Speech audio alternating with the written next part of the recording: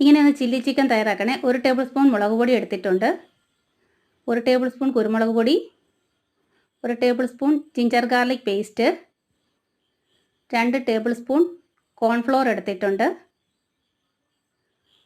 1 table spoon മൈദ എടുത്തിട്ടുണ്ട്, ഉപ്പ് ആവശ്യത്തിനിട്ടു. Soya സോസും റെഡ് ചില്ലി സോസും കൂടെ മിക്സ് ചെയ്ത് നമുക്കൊന്ന് ഒഴിച്ചു കൊടുക്കാം. കൂടെ തന്നെ നമുക്കൊരു മുട്ട പൊട്ടിച്ചൊഴിക്കാം. എല്ലാം കൂടെ മിക്സ് ചെയ്ത് നമുക്ക് 1 മണിക്കൂർ റെസ്റ്റ് ചെയ്യാനായിട്ട് വയ്ക്കാം. അതിനുശേഷം നമ്മളൊരു പാത്രം എടുത്ത് അതിലേക്ക് സൺഫ്ലവർ ഓയിൽ ഒഴിച്ചു കൊടുത്തിട്ടുണ്ട്.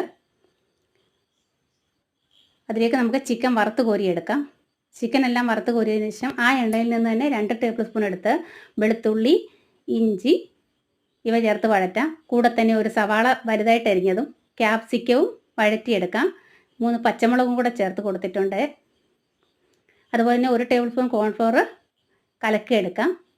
കുരുമുളക് പൊടി, ഉപ്പ്, soya sauce, tomato sauce, red chilli sauce ഇവ ഒഴിച്ചു കൊടുക്കാം. കോൺഫ്ലോർ കലക്കിയ വെള്ളവും ഒഴിച്ച് മിക്സ് ചെയ്ത് ചിക്കൻ നമുക്ക് അതിലേക്ക് ചേർത്ത് കൊടുക്കാം. സ്പ്രിംഗ് ഓനിയനും വെളുത്ത എള്ളും കൂടെ ചേർത്ത് മിക്സ് ചെയ്യാം.